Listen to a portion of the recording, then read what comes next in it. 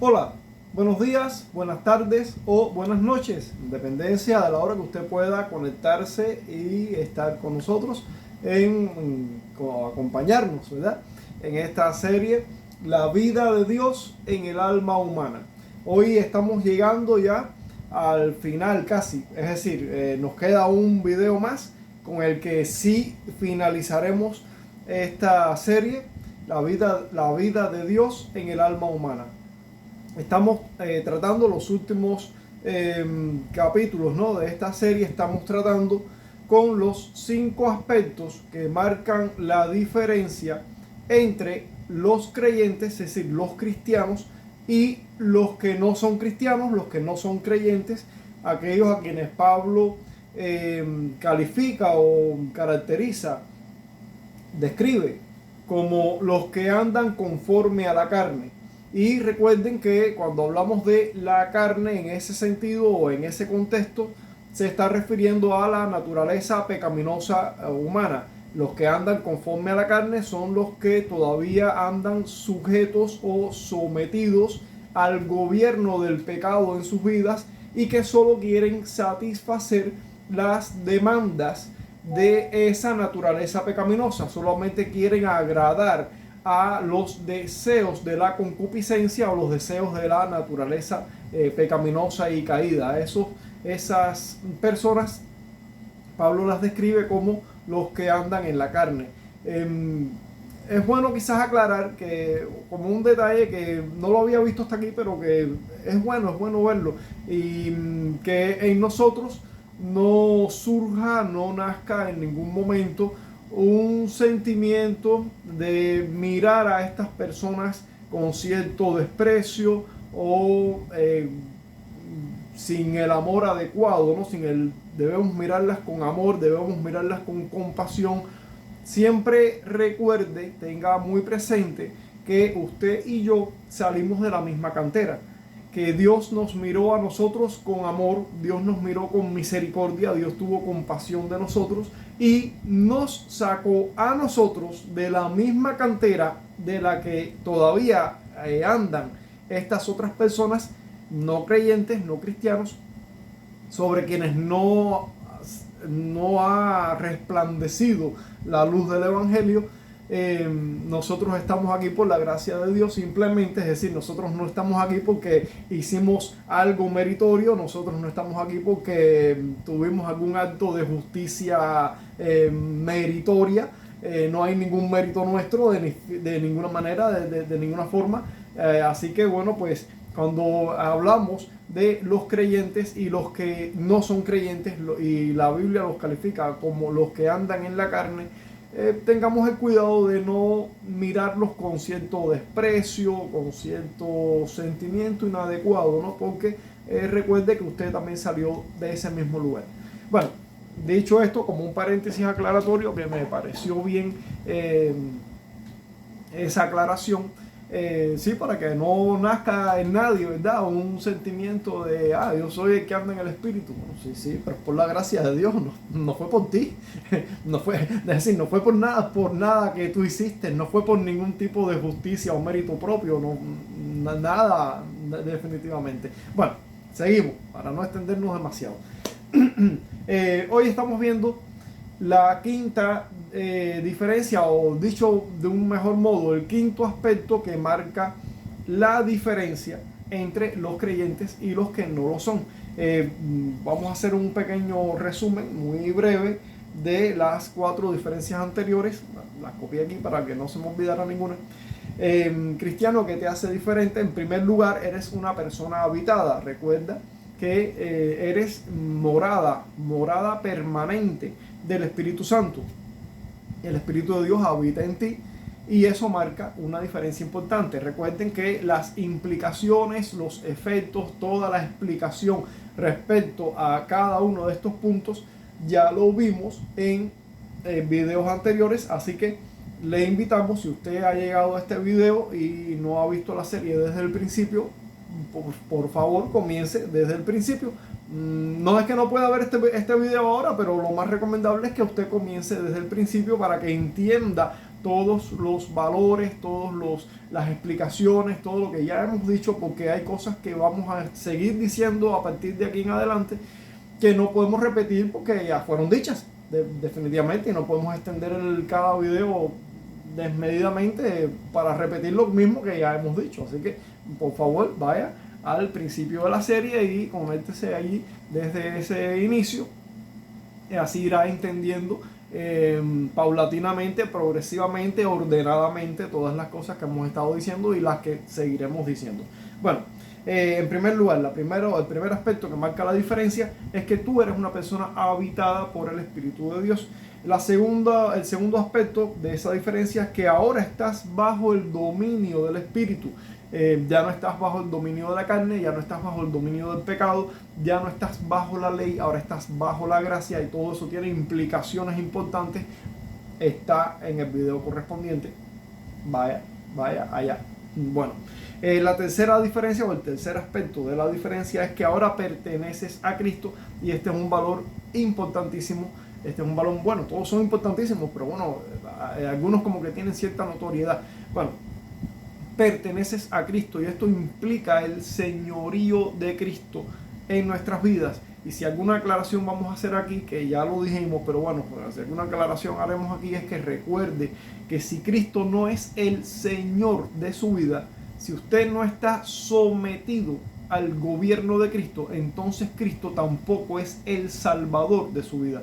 Los beneficios de la salvación de Cristo son el producto, son el resultado de que Cristo ha ocupado el trono en su vida y que ahora Él es su Señor y usted está sometido a Él. Si eso no es así, si Cristo no es el Señor de su vida y si usted no está en sujeción al gobierno de Cristo, entonces no puede aspirar a los beneficios del gobierno de Cristo. Los beneficios del gobierno de Cristo obviamente se reciben por estar sujetos a ese gobierno. Si usted no está bajo el gobierno de Cristo, entonces usted permanece bajo el gobierno del pecado, y la paga del pecado es muerte, pero la dádiva o regalo de Dios es vida eterna en Cristo Jesús, Señor nuestro. Noten que no dice en Cristo Jesús, Salvador nuestro.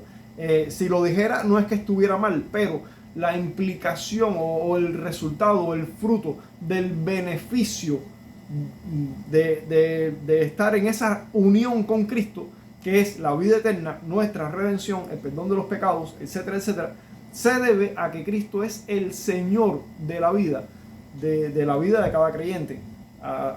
Entre tanto que Cristo no sea el Señor de esa vida, el pecado sigue siendo el rey de la vida de la persona.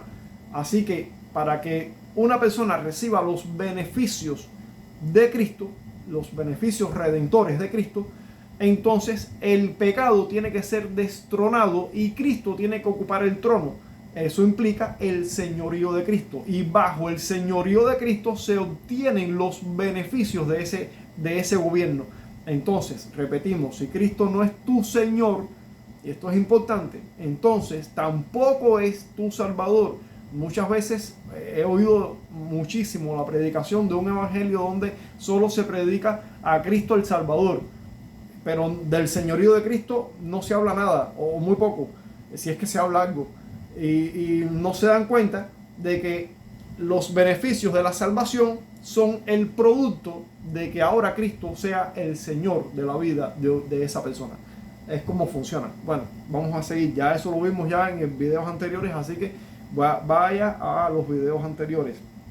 La cuarta diferencia, o el cuarto aspecto que marca la diferencia, es que ahora vives, es decir, ahora tienes vida. Has pasado de muerte a vida. Tu espíritu vive por la presencia de Cristo y por su justicia perfecta aplicada a tu vida. Es decir, nosotros no somos salvos solamente por la muerte de Cristo a nuestro favor, sino por la vida de Cristo, que con esa vida Él vivió una justicia perfecta, la cual ganó para nosotros, y esa justicia perfecta nos es imputada, es decir, nos es aplicada, nos es atribuida, entre tanto que nuestro pecado le es imputado a Él, le es atribuido a Él. Él paga por nuestros pecados y nosotros llevamos su justicia.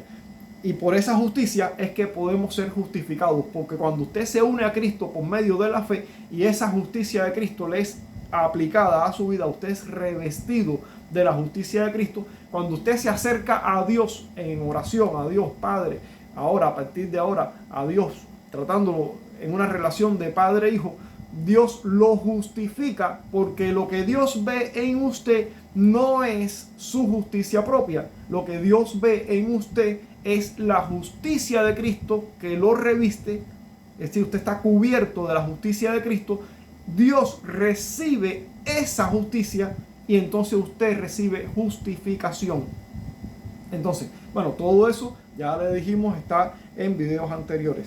Y el último aspecto que marca la diferencia entre los creyentes y los no creyentes, y entre los cristianos y los no cristianos, es que Dios dará vida a nuestros cuerpos mortales. No solamente tenemos ahora un espíritu vivo, sino que también nuestros cuerpos recibirán el beneficio de la vida eterna en la resurrección.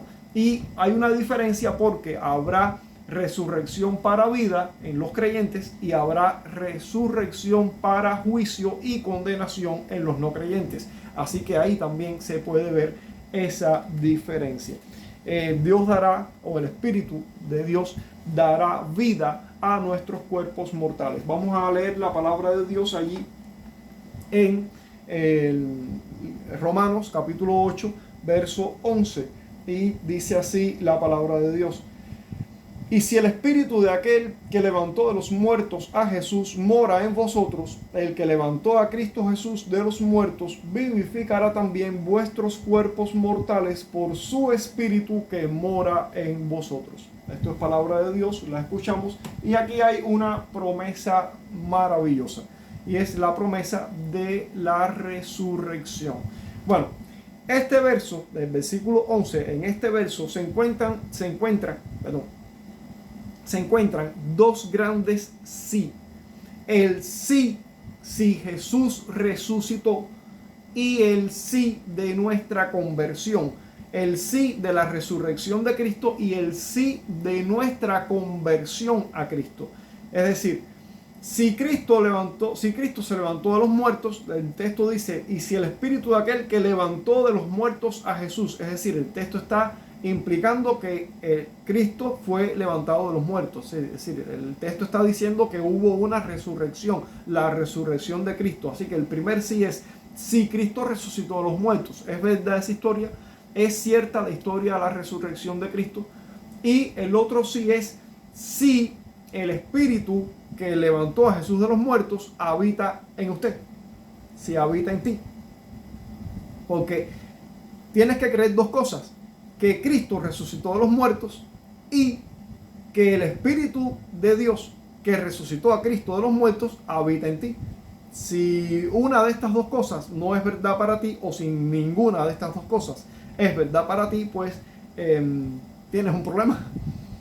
Tienes un problema, porque la promesa de que Dios dará vida a nuestros cuerpos mortales por medio de su Espíritu que mora en nosotros, pues tiene que cumplirse, que el Espíritu de Dios mora en nosotros, y tiene que cumplirse, o se tuvo que haber cumplido, que Cristo haya resucitado de los muertos. Así que tienes que definir bien estas dos cuestiones: la resurrección de Cristo y que el Espíritu de Dios habite en ti.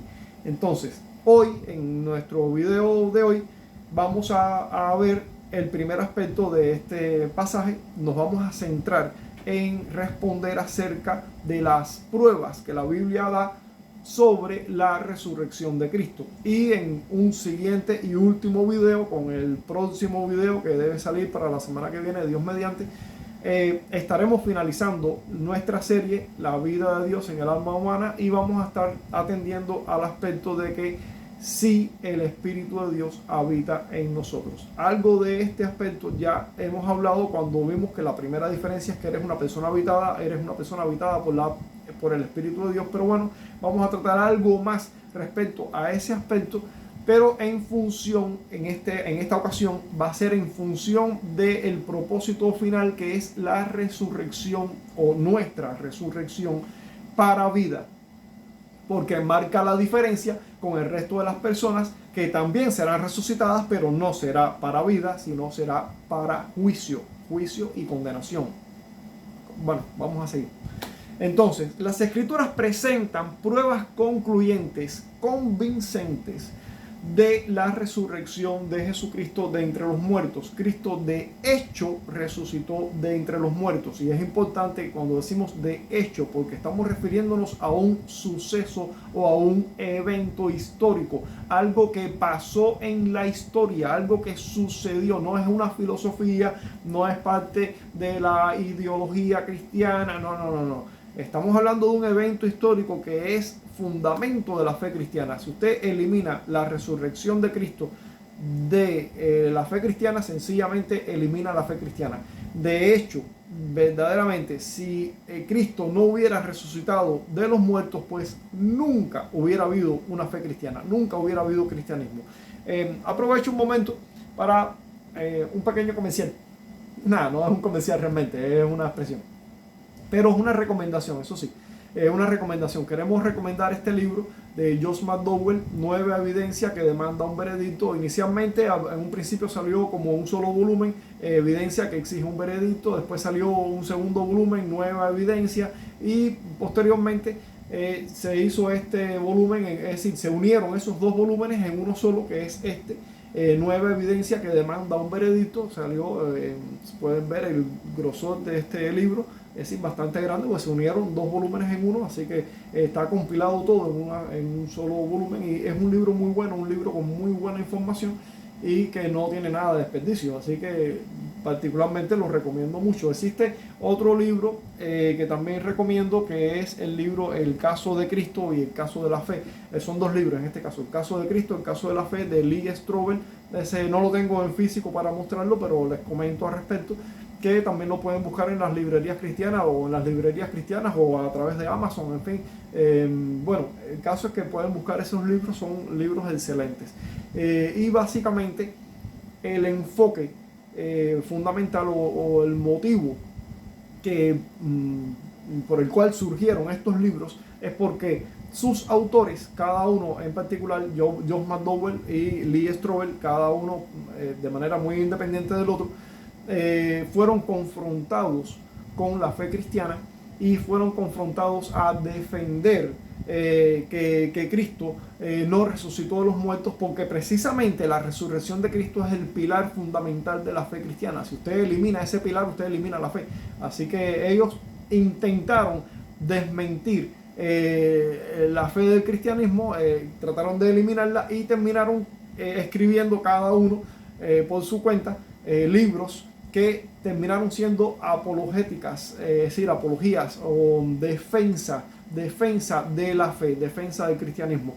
Son libros excelentes y bueno, se los recomiendo. Entonces, volvemos aquí a nuestro aspecto para avanzar con la diferencia que nos corresponde atender en el video de hoy, que es que el Espíritu de Dios dará vida a nuestros cuerpos mortales. Pero lo primero que tenemos que atender es a la veracidad de la resurrección de Cristo, porque sin la resurrección de Cristo no hay esperanza de que se cumpla esa promesa de que recibiremos vida en nuestros cuerpos, es decir, de que nosotros recibiremos resurrección. Si Cristo no resucitó, pues ¿qué estamos esperando nosotros? Bueno, vamos a entrar en materia.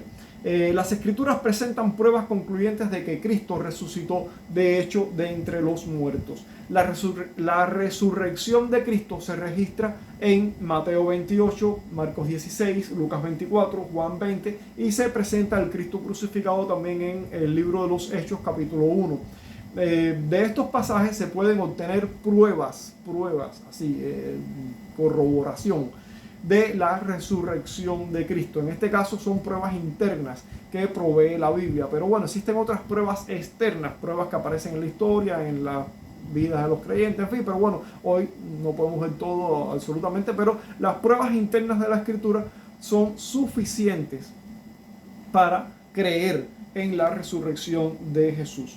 La primera de estas pruebas es el cambio dramático que sucedió, que sufrieron, digámoslo de esa manera, los discípulos de Cristo cuando Cristo es arrestado y ellos huyen y se esconden y están temerosos, están escondidos, están con miedo, están con temor.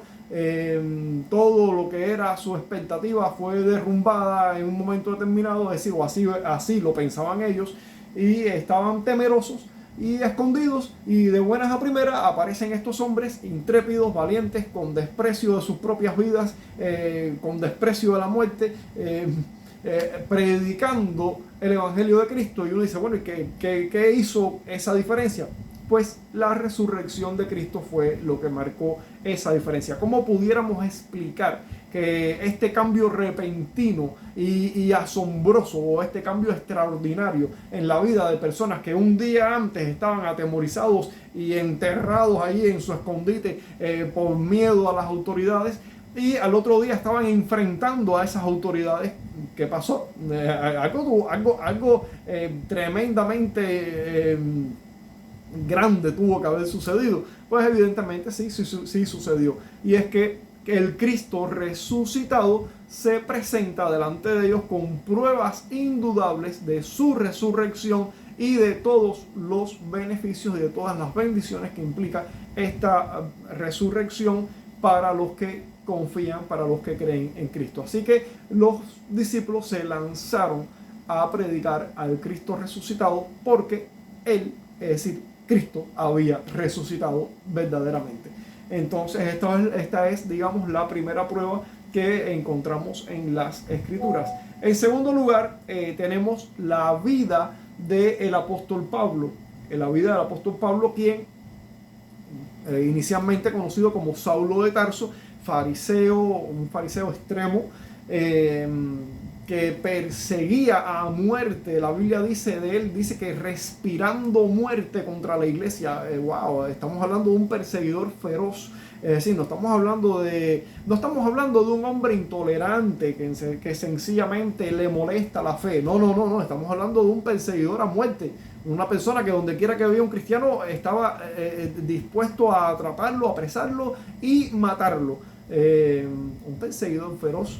Y de buenas a primeras, este hombre un día pasa de ser ese perseguidor feroz a ser un apóstol de Jesucristo, a ser un predicador del Evangelio, a ser un plantador de iglesias y a ser un defensor de esas iglesias que el día anterior estaba persiguiendo. ¿Qué pasó? Pues lo que sucedió fue que se le presentó en el camino a Damasco el Cristo resucitado. Y ante la prueba evidente de la resurrección de Cristo, pues ya no quedó más que rendirse al Cristo resucitado y comenzar una nueva vida en Cristo, que es lo que le sucedió al apóstol Pablo. Así que tenemos ahí esta otra prueba concluyente o prueba convincente, una prueba convincente verdaderamente. Una tercera prueba es la tumba vacía, y esta prueba es fundamental, porque si Cristo no resucitó de los muertos, pues su cuerpo tendría que haber permanecido en la tumba definitivamente.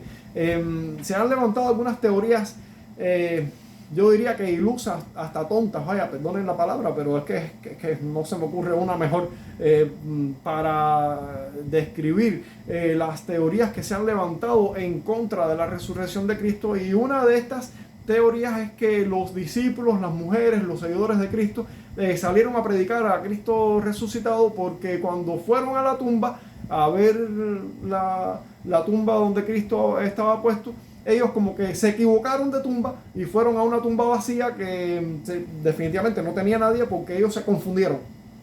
Y entonces pues salieron a predicar. Wow, pero que absurdo, que teoría más absurda esa. Sencillamente los detractores, sus enemigos, simplemente que sí conocían perfectamente el lugar de la tumba, porque incluso la tenían custodiada. Los judíos y los romanos se pusieron de acuerdo para poner una custodia, para poner una guardia delante de la tumba, precisamente pensando que los discípulos pudieran ir a robar el cuerpo y después predicar una resurrección falsa, y que después fuera peor, en fin, como ellos pensaban que podría ser. Así que ellos sí conocían perfectamente el lugar de la tumba. Si los discípulos se hubieran equivocado, todo lo que tenían que hacer los detractores, los enemigos de la fe cristiana, era exhibir el cuerpo de Cristo, y hasta ahí hubiera llegado el cristianismo. Definitivamente el cristianismo no hubiera llegado a nuestros días si los discípulos simplemente se hubieran equivocado de tumba. Si usted no hubiera conocido nunca, usted 21 siglos después de todos estos eventos, usted jamás hubiera conocido que existiera tal cosa como algo llamado cristianismo. Eso nunca hubiera llegado a nosotros. Sencillamente se hubiera extinguido en ese mismo momento, y hasta ahí hubiera llegado. Porque el Cristo muerto, el cuerpo muerto de Cristo hubiera sido exhibido, y su derrota final hubiera sido exhibida como una falsedad, como un falso Cristo, en fin, y no hubiera habido cristianismo sencillamente.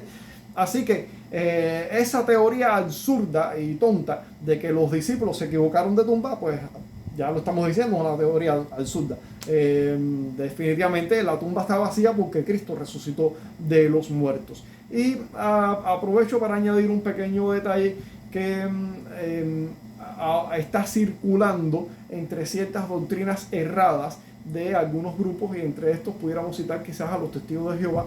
No son los únicos, pero entre estos, porque predican una resurrección espiritual de Cristo. Es decir, ellos enseñan que Cristo resucitó, pero no en cuerpo, sino en espíritu.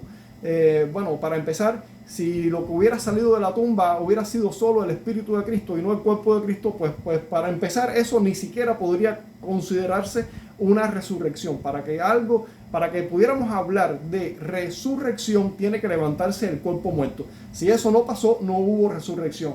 Pero supongamos que, es decir, vamos a partir de la presunción de que los discípulos tuvieron visiones del Espíritu de Cristo. Bueno, pues si el cuerpo de Cristo hubiera permanecido en la tumba, pues definitivamente, si los discípulos hubieran salido a predicar de un Cristo resucitado cuyo cuerpo seguía muerto en la tumba, pues las autoridades hubieran hecho lo mismo que explicamos anteriormente en el caso de la teoría anterior, que es el mismo caso.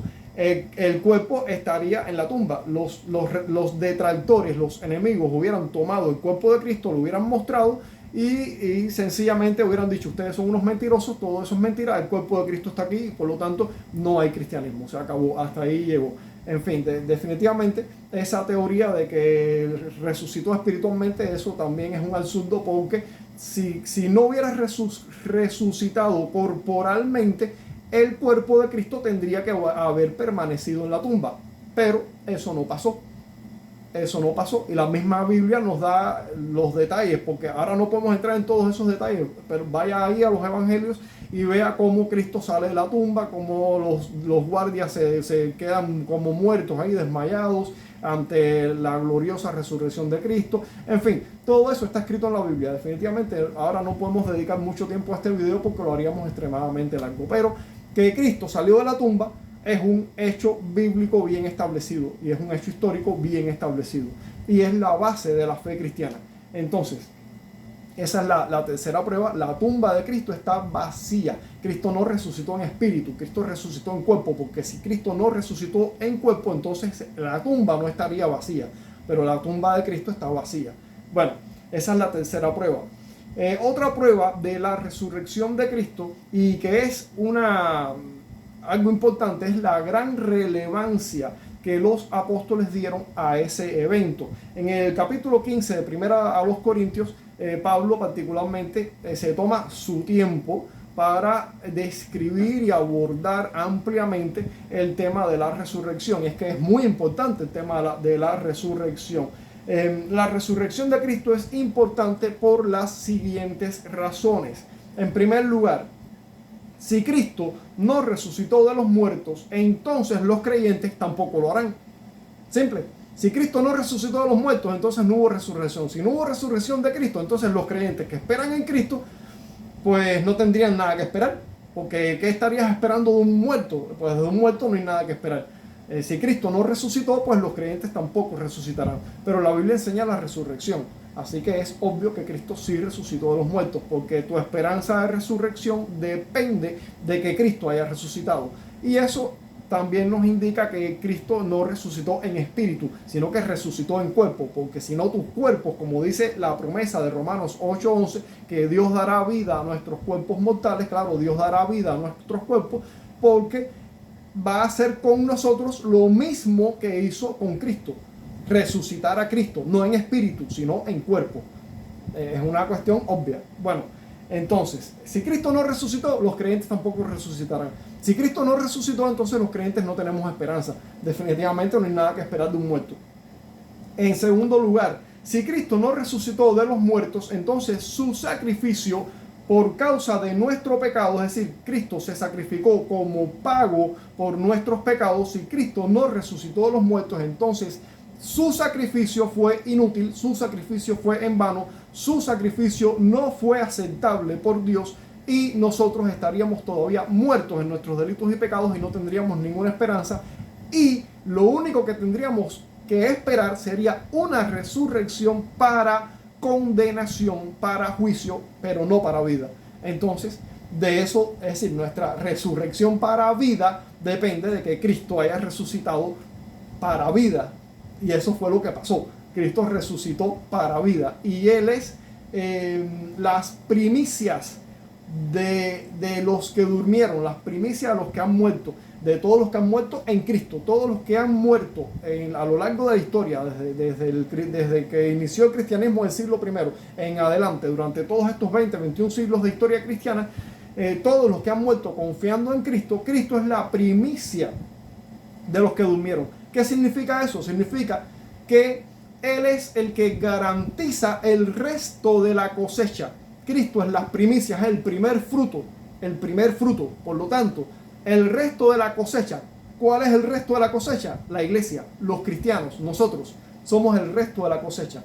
Es decir, la garantía de que habrá una cosecha para vida es que Cristo es las primicias de esa cosecha. Cristo resucitó y es el primer fruto de esa cosecha. Entonces, hasta aquí estamos viendo pruebas que la Biblia enseña acerca de la resurrección de Cristo. Por último, las Escrituras dejan bien claro que todos los que creen en Cristo resucitarán a vida eterna como Él lo hizo. Lo encontramos en 1 Corintios 15, los versos del 20 al 23. En ese mismo capítulo de 1 Corintios 15 se está describiendo cómo la resurrección de Cristo prueba su victoria sobre el pecado. Es decir, la resurrección de Cristo demuestra que su sacrificio fue aceptable por Dios y fue aceptable como pago de nuestra deuda. Por lo tanto, los creyentes en Cristo tienen la garantía de que sus pecados han sido perdonados porque Cristo murió pagando esa deuda y resucitó para garantizar que su sacrificio fue aceptable.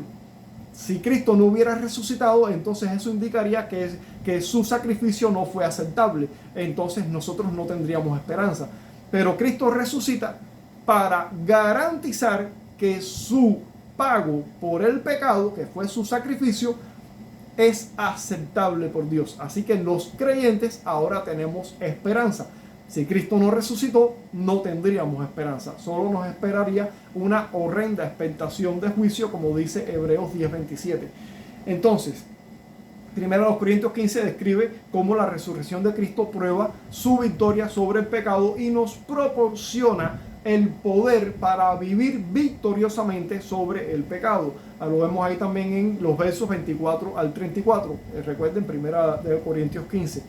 Describe también la naturaleza gloriosa del cuerpo de resurrección que vamos a recibir. Es decir, describe cómo será ese cuerpo glorioso con el que seremos resucitados. Los vemos en los versos 35 al 49 y proclama ese mismo capítulo como resultado de la resurrección de Cristo, es decir, como consecuencia de la resurrección de Cristo, que todos los que creen en Él tendrán victoria final sobre la muerte. La muerte es el enemigo último al que nos tenemos que enfrentar, pero es un enemigo derrotado.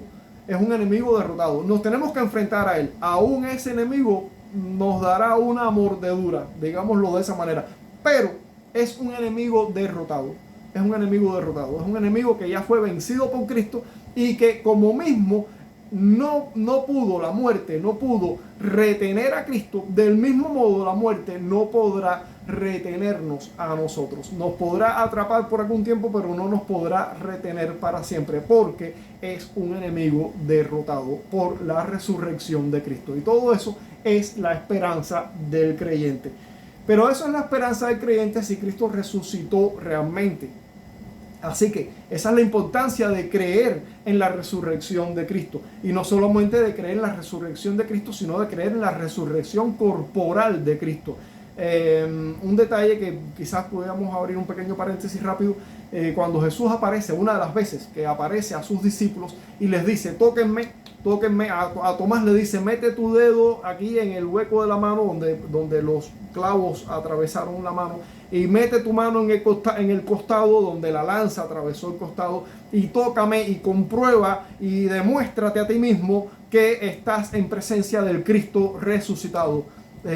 Si Cristo hubiera sido un espíritu al que los discípulos hubieran visto, cuando Jesús les dice, un espíritu no tiene carne y huesos como ustedes ven que yo tengo, entonces Cristo estaría mintiéndoles, les habría estado mintiendo, porque si Cristo resucitó en espíritu y después se presentó delante de ellos y les dice estas cosas para que ellos crean en una resurrección corporal, pero eso es mentira, entonces Cristo es un mentiroso. Pero eso no es real, definitivamente eso no es real. Es decir, sencillamente esa doctrina de que Cristo resucitó resurrección, de que Cristo resucitó en espíritu, sencillamente no encaja con las escrituras. No encaja porque, primeramente, si Cristo resucitó en espíritu, lo cual no es una verdadera resurrección, pero asumiendo esa palabra, si Cristo resucitó de esa manera en espíritu, entonces su cuerpo físico estaría en la tumba, pero la tumba está vacía, y la tumba vacía es una de las pruebas de la resurrección de Cristo.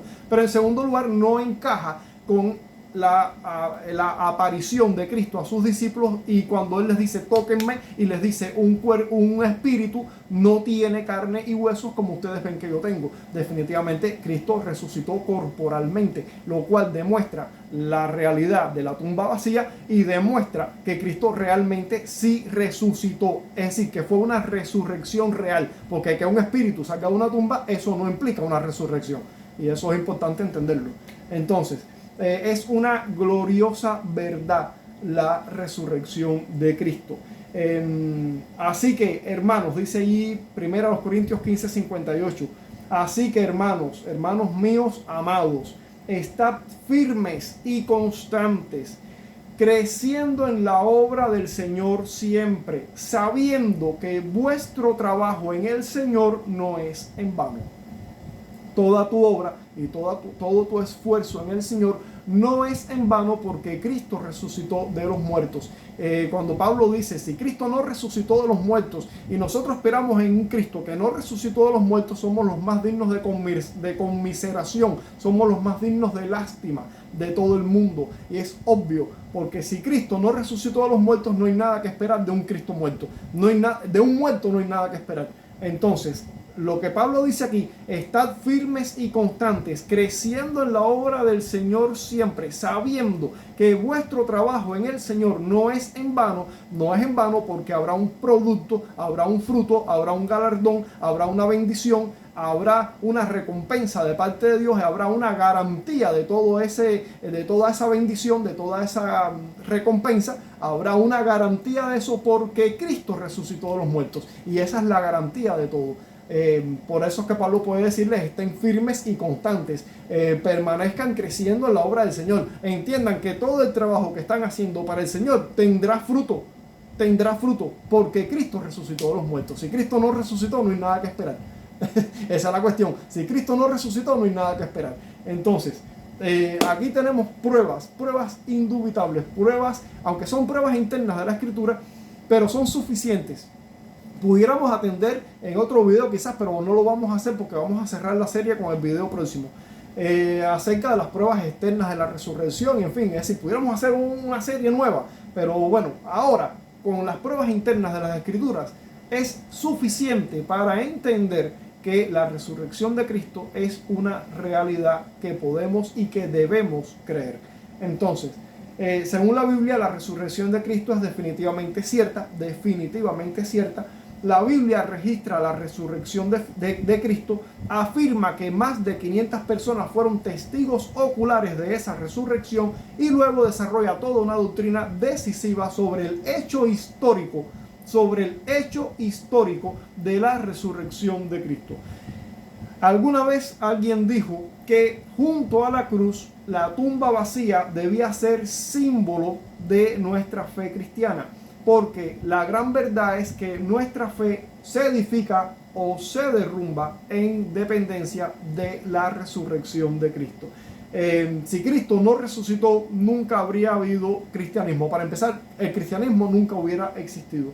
Nunca habría habido ninguna esperanza para los hombres pecadores y perdidos. Mas ahora Cristo ha resucitado de los muertos. Primicia de los que durmieron es hecho.